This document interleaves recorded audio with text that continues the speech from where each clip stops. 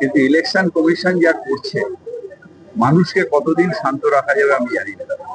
তার কারণ একদিকে দিলীপ দা ভুলভাল মেরে দেবো, কেটে দেবো, এনকাউন্টার করবো এইসব করছে, বিজেপি অত্যাচার করছে, ইলেকশন কমিশন নাম কাটার জন্য লাইনে দাঁড় করাচ্ছে।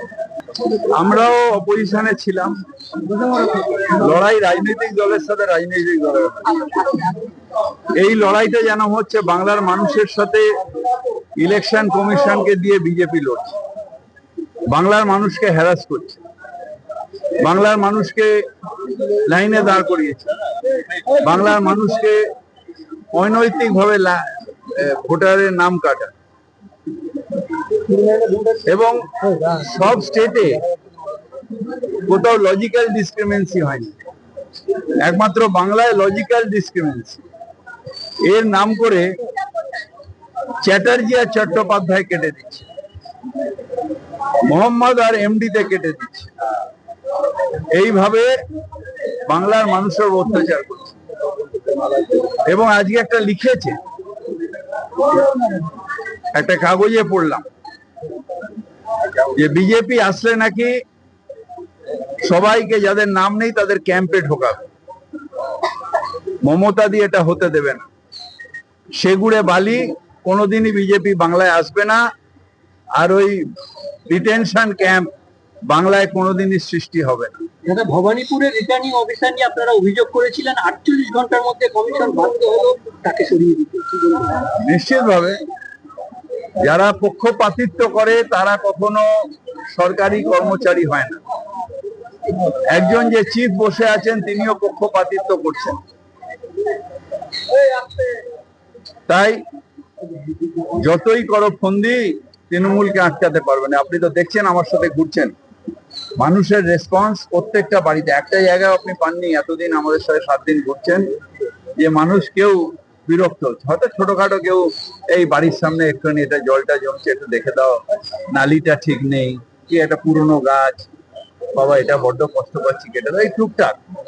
কিন্তু মমতা বন্দ্যোপাধ্যায়কে ভোট দেওয়ার ব্যাপারে যে বাড়িতে যাচ্ছি, যে মানুষের পাশেই দাঁড়াচ্ছি, তারা সবাই বলছে উগ্রীব হয়ে, কোনো চিন্তা নেই, আমরা আছি, আপনার আসার দরকার কি ছিল।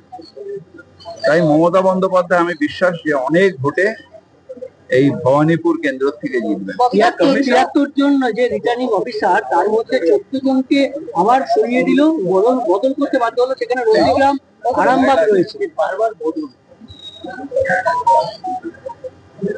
এরা বদল করতে থাকবে ইলেকশন কমিশন, আর জানবে না যে কখন ইলেকশন কমিশন নিজেই বদল হয়ে যাবে।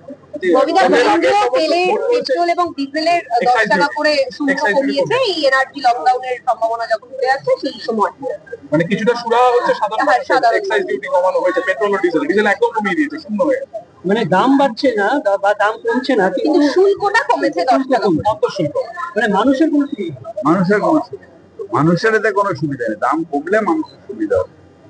আপনি ইন্টারনাল অ্যাডজাস্টমেন্ট কি করছেন না করছেন তাহলে তো আমাদের কেউ যায় আসে না। আমাদের যায় আসে যখন আপনি বলবেন যে না আমি এই অবস্থার মধ্যেও দাম কমিয়ে দিই। দাম তো বাড়িয়েছেন, যে দামটা বাড়িয়েছেন অলরেডি, গ্যাস সিলিন্ডারের দাম বাড়িয়েছেন, মানুষের উপর তো বোঝা চাপানো হচ্ছেই, এটা একদম অন্যায় হচ্ছে, পাপ হচ্ছে। প্রধানমন্ত্রী ইতিমধ্যেই একটা লকডাউনের আভাস দিয়ে রেখেছেন, আজকে মুখ্যমন্ত্রীদের সঙ্গে বৈঠক, কি বলবেন আরো একবার? কত অত্যাচারিত হবে ভারতের নাগরিক, যতদিন এ থাকবে ততদিন অত্যাচারিত হবে।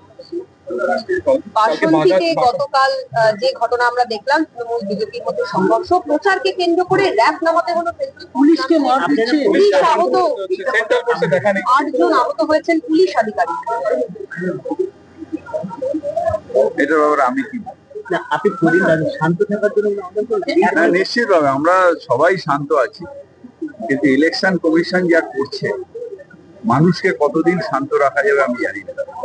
তার কারণ একদিকে দিলীপ দা ভুলভাল মেরে দেবো, কেটে দেবো, এনকাউন্টার করবো এইসব করছে, বিজেপি অত্যাচার করছে, ইলেকশন কমিশন নাম কাটার জন্য লাইনে দাঁড় করাচ্ছে, এই লজিক্যাল ডিসক্রিমিনেন্সি নামে ডিসক্রিমিনেন্সি হচ্ছে মানুষের উপর। এবং যতই এসব করো, মুখ্যমন্ত্রী মমতা ব্যানার্জি হচ্ছেন এবং তৃণমূল বিপুলভাবে জয়ী হচ্ছে। এখন তো সবই নির্বাচন কমিশনের আওতায়, আইন শৃঙ্খলা থেকে শুরু করে কেন্দ্রীয় বাহিনী এসে এরা অপদার্থ, এরা তো আগে তো অফিসারদের সরিয়েছে, যাদের দিয়ে আইন শৃঙ্খলা করায় তাদের সরিয়েছে গায়ের জোর। যারা সিস্টেম জানবে, যারা আইন শৃঙ্খলার ব্যাপারে নিয়ন্ত্রণ করতে পারবে, তাদের তুমি সরিয়ে নতুন নতুন অফিসার দিচ্ছ। তো এরা কি করবে? মমতাদি তো বলেছে যে আপনি এসপি চেঞ্জ করে দেবেন, আইজি চেঞ্জ করে দেবেন, ডিজি চেঞ্জ করে দেবেন, ডিস্ট্রিক্ট ম্যাজিস্ট্রেট চেঞ্জ করে দেবেন। তো সব যদি চেঞ্জ করে দেন তাহলে কাজটা কে করবে? আপনার গায়ের জোর তুগলকি কারবার হচ্ছে। তুগলকি কারবার করে ভারতবর্ষ চলে না।